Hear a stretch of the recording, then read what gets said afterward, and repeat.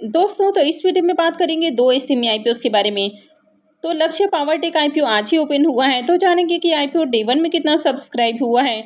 और इसके अलावा फ्रेशरा एग्रो आईपीओ, ये आईपीओ कल से ओपन होने वाला है, तो इसकी भी एंकर लिस्ट आ चुकी है, तो इसके एंकर लिस्ट को भी देखेंगे और जानेंगे कि आगे आपको किसमें अप्लाई करना है। तो इससे पहले कि मैं वीडियो को शुरू करूँ, अगर आप इस चैनल पर पहली बार विजिट कर रहे हैं या फिर आपने चैनल अब तक सब्सक्राइब नहीं किया है, तो चैनल को सब्सक्राइब कर लें और वीडियो को भी लाइक कर दें। तो सबसे पहले बात कर लेते हैं लक्ष्य पावर टेक आईपीओ के बारे में। आईपीओ 16 अक्टूबर को यानी कि आज ही ओपन हुआ है और ये 18 अक्टूबर को क्लोज होने वाला है। फेस वैल्यू 10 रुपये पर शेयर है। बुकिंग प्राइस 180 है और आईपीओ में 800 शेयर्स का लॉट है। आईपीओ के साइज को देखें तो आईपीओ 49.91 करोड़ का है और पूरा का पूरा आईपीओ फ्रेश इशू का आईपीओ है। इस आईपीओ में एम्प्लॉइज के लिए 15 रुपये पर शेयर डिस्काउंट दिया गया है और ये एसएमई आईपीओ है। कंपनी एनएसई एसएमई के ऊपर लिस्ट होने वाली है। इस आईपीओ में एंकर इन्वेस्टर्स के लिए 26.75% का पोर्शन है। मार्केट मेकर के लिए 5.32%, क्यूआईबीज के लिए 18.87% का पोर्शन है। एचएनआईज के लिए 14.24% और रिटेलर्स के लिए 32.22% का पोर्शन है। आईपीओ में एंकर इन्वेस्टर्स को 7,44,000 शेयर्स ऑफर किए गए हैं, यानी कि 13.39 करोड़ का पोर्शन एंकर इन्वेस्टर्स को एलोकेट किया गया है। इस आईपीओ के एंकर लिस्ट को देखें तो आईपीओ 50 करोड़ से भी कम का है, यानी कि 49.91 करोड़ का आईपीओ है और इसमें 11 एंकर इन्वेस्टर्स हैं, यानी कि आईपीओ का एंकर लिस्ट काफ़ी शानदार देखने को मिल रहा है और यहाँ पर काफ़ी बड़े बड़े नाम आपको देखने को मिल रहे हैं, जैसे कि इसमें राजस्थान ग्लोबल देखने को मिल रहा है, एचडीएफसी बैंक का भी नाम देखने को मिल रहा है।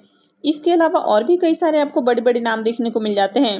फिन एवेन्यू कैपिटल भी देखने को मिल रहा है, विकासा इंडिया है, यानी कि यहाँ पर कई सारे बड़े बड़े आपको एंकर लिस्ट में नाम देखने को मिल रहे हैं, तो एंकर लिस्ट काफ़ी ज़बरदस्त है।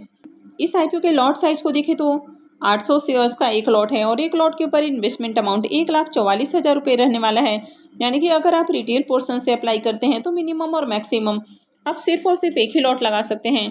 लेकिन अगर आप आईपीओ में 2 लॉट या इससे ज़्यादा के लिए अप्लाई करते हैं तो फिर आप पीछे नाइस पोर्शन में आते हैं। तो चलिए अब देख लेते हैं कि आईपीओ डे 1 में कितना सब्सक्राइब हुआ है। आईपीओ के डे 1 के सब्सक्रिप्शन को देखें तो पहले दिन ही आईपीओ 61.71 टाइम सब्सक्राइब हो चुका है। क्यूआईबीएस पोर्शन में आईपीओ को 1.37 टाइम सब्सक्राइब किया गया है।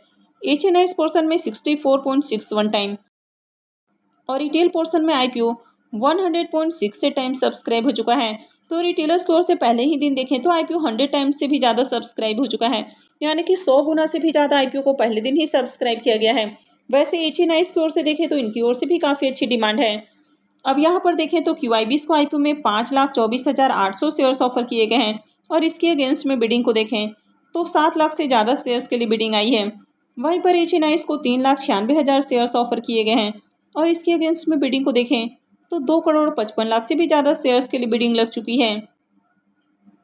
लेकिन अगर रिटेलर्स की बात करें तो रिटेलर्स को आईपीओ में 8,96,000 शेयर्स ऑफर किए गए हैं और इसके अगेंस्ट में बिडिंग को देखें तो 9 करोड़ से भी ज़्यादा शेयर्स के लिए बिडिंग लग चुकी है, यानी कि रिटेलर्स की ओर से पहले दिन ही बम्पर डिमांड देखने को मिल रही है और पहले ही दिन रिटेलर्स की ओर से 1,12,000 से भी ज़्यादा एप्लीकेशंस लग चुका है, यानी कि ओवरऑल आईपीओ के अंदर बम्पर एप्लीकेशंस लगते हुए देखने को मिले हैं।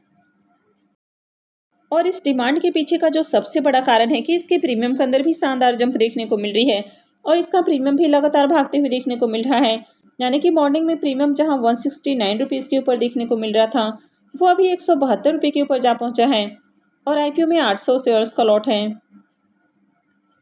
तो आईपीओ से 1,37,600 रुपये का प्रॉफिट हो सकता है। इसके प्रीमियम को देखें तो इसका प्रीमियम 95% से भी ऊपर देखने को मिल रहा है। अब ये सेमी आईपीओ है और इस सेमी आईपीओ में प्राइस कंट्रोल कैप लगा दिया गया है, यानी कि 90% से ऊपर आईपीओ की लिस्टिंग नहीं होती है, लेकिन 90% का भी प्रीमियम कम नहीं होता है, यानी कि इस आईपीओ से बम्पर प्रॉफिट बनने की उम्मीद है, क्योंकि प्रीमियम के अंदर देखें तो शानदार उछाल देखने को मिल रहा है। कंपनी का बिजनेस अच्छा है, फाइनेंशियल भी अट्रैक्टिव है, आईपीओ का एंकर लिस्ट भी जबरदस्त आया है और आईपीओ में डिमांड भी देखने को मिल रही है, तो इस आईपीओ में अप्लाई किया जा सकता है और इस आईपीओ से शानदार प्रॉफिट बनने की भी उम्मीद है। तो चलिए अब कल से ओपन होने वाले आईपीओ फ्रेशरा एग्रो एक्सपोर्ट आईपीओ को भी देख लेते हैं। तो फ्रेशरा एग्रो एक्सपोर्ट्स आईपीओ, ये आईपीओ 17 अक्टूबर से यानी कि कल से खुलने वाला है और ये 21 अक्टूबर यानी कि मंडे को क्लोज होगा। फेस वैल्यू 10 रुपये पर शेयर है। बुकिंग प्राइस 116 रुपये है और आईपीओ में 1200 शेयर्स का लॉट है। आईपीओ के साइज को देखें तो ये आईपीओ भी काफ़ी बड़ा है, 75.39 करोड़ का आईपीओ है और पूरा का पूरा फ्रेश इशू का आईपीओ है। और ये SME IPO है। कंपनी NSE SME के ऊपर लिस्ट होने वाली है। IPO में रिजर्वेशन पोर्शन को देखें तो QIBs के लिए 50% का पोर्शन है, रिटेलर्स के लिए 35% और HNIs के लिए 15% का पोर्शन दिया गया है। अब ये IPO कल से ओपन होने वाला है, लेकिन एंकर इन्वेस्टर्स के लिए IPO आज ही ओपन हो चुका था। तो IPO में एंकर इन्वेस्टर्स को 17,61,600 शेयर्स एलोकेट किए गए हैं, यानी कि 20.43 करोड़ का पोर्शन एंकर इन्वेस्टर्स को एलोकेट किया गया है। तो चलिए इसके एंकर लिस्ट को भी देख लेते हैं। अब फ्रेशरा एग्रो एक्सपोर्ट्स IPO की अगर एंकर लिस्ट को देखें तो IPO के एंकर लिस्ट में 7 नाम देखने को मिला है, यानी कि 75 करोड़ का IPO है और 7 नाम देखने को मिले हैं। तो नंबर ऑफ एंकर इन्वेस्टर्स को देखें तो ज़्यादा एंकर इन्वेस्टर्स नहीं आए हैं, लेकिन अगर इसमें भी देखें तो कुछ बड़े बड़े इन्वेस्टर्स आते हुए देखने को मिले हैं, जैसे कि HDFC बैंक देखने को मिल रहा है, राजस्थान ग्लोबल देखने को मिल रहा है, LRST सिक्योरिटी है, सेंट कैपिटल है। तो यहाँ पर भी देखें तो कई सारे बड़े बड़े नाम देखने को मिल रहे हैं। विकासा इंडिया भी देखने को मिल रहा है। तो इसका भी एंकर लिस्ट देखें तो एंकर लिस्ट अच्छा है। तो अगर इस कंपनी के बिजनेस के बारे में बात करें तो कंपनी एग्रो प्रोडक्ट के प्रोक्योरमेंट, प्रोसेसिंग और एक्सपोर्ट के बिजनेस में देखने को मिल जाती है, यानी कि कंपनी डोमेस्टिक मार्केट के साथ ही इंडिया के बाहर भी अपना बिजनेस करती है, यानी कि इंडिया से बाहर भी एक्सपोर्ट करती है। तो कंपनी कॉन्ट्रैक्ट फार्मिंग करवाती है, क्योंकि इसके जो रॉ मटेरियल है उसमें फ्रूट्स और वेजिटेबल्स आपको देखने को मिल जाते हैं। तो कंपनी तमिलनाडु, कर्नाटक और कुछ आंध्र प्रदेश के जो पार्ट्स हैं तो वहाँ के फार्मर से ये सारे प्रोडक्ट बाई करती है, और कंपनी इसमें से जो 70% प्रोडक्ट होता है वो बड़े बड़े इंडस्ट्रीज़ को सेल करती है, यानी कि वे जो प्रोडक्ट होते हैं वे नॉट रेडी टू ईट होते हैं, और जो रेस्ट 30% प्रोडक्ट होता है तो कंपनी उनको फूड ब्रोकर और ट्रेडर के थ्रू इंटरनेशनल मार्केट में सप्लाई करती है। तो कंपनी का जो ओवरऑल बिजनेस है ये बढ़िया देखने को मिल रहा है। हालांकि अगर इस बिजनेस सेगमेंट की बात करें तो कुछ यूनिक बिजनेस नहीं है। कंपनी के फाइनेंशियल को देखें तो फाइनेंशियल 22 से 24 तक का कंप्लीट फाइनेंशियल देखने को मिलता है, और फाइनेंशियल 25 के 2 क्वार्टर का फाइनेंशियल है, यानी कि 6 मंथ के फाइनेंशियल हैं। तो कंपनी का एसेट और रेवेन्यू बढ़ते हुए देखने को मिला है। कंपनी के प्रॉफिट को भी देखें तो कंपनी ईयर ऑन ईयर काफ़ी अच्छे प्रॉफिट भी जनरेट कर रही है। कंपनी का नेटवर्थ भी कंटिन्यू बढ़ते हुए देखने को मिला है, और कंपनी के पास देखें तो 21 करोड़ के अराउंड कंपनी के पास रिजर्व है। लेकिन अगर कंपनी के ऊपर कर्ज को देखें तो 106 करोड़ का कर्ज है।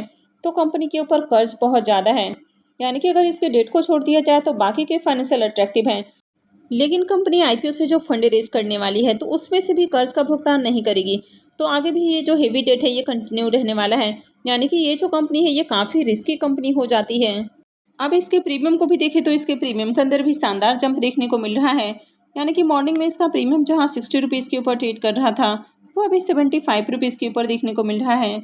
IPO में 1200 शेयर्स का लॉट है, तो IPO से 90,000 रुपये का करीब प्रॉफिट हो सकता है। इसके प्रीमियम को देखें तो इसका प्रीमियम 65% के अराउंड ट्रेड कर रहा है, तो इसका प्रीमियम भी काफ़ी अट्रैक्टिव प्राइस के ऊपर देखने को मिल रहा है, और इसमें भी लगातार तेजी देखने को मिल रही है। कंपनी के बिजनेस को देखें तो बिजनेस ठीक ठाक है, लेकिन कंपनी के फाइनेंशियल ज़्यादा अट्रैक्टिव नहीं है, क्योंकि कंपनी के ऊपर डेट काफ़ी हेवी है। अब ये जो कंपनी है ये माइक्रो कैप साइज की कंपनी देखने को मिल रही है, और इसके ऊपर डेट काफ़ी हेवी है, तो ये कहीं से भी अच्छी बात नहीं है, काफ़ी ज़्यादा रिस्की कंपनी हो जाती है। वैसे ओवरऑल देखें तो प्रीमियम आपको बढ़िया देखने को मिल रहा है, तो आगे अगर इसमें डिमांड आती है तो लिस्टिंग गेन के लिए अप्लाई करने के बारे में सोचा जा सकता है, क्योंकि ओवरऑल देखें तो मार्केट में भी तेजी देखने को मिल रही है, IPO की लिस्टिंग भी पॉजिटिव हो रही है। तो यहाँ पर आपको डे 1 और डे 2 में अप्लाई नहीं करना है, इस IPO में आखिरी दिन ही अप्लाई करने के बारे में डिसीजन लेना है। तो मैं आगे भी इससे रिलेटेड अपडेट आपके लिए लेकर आती रहूँगी, तो आगे भी आने वाली अपडेट से जुड़े रहने के लिए चैनल से जुड़े रहें, चैनल को सब्सक्राइब करके रखें, और अगर आपने वीडियो को लाइक नहीं किया है तो वीडियो को लाइक कर दें। वीडियो को अंत तक देखने के लिए आप सबको बहुत बहुत धन्यवाद।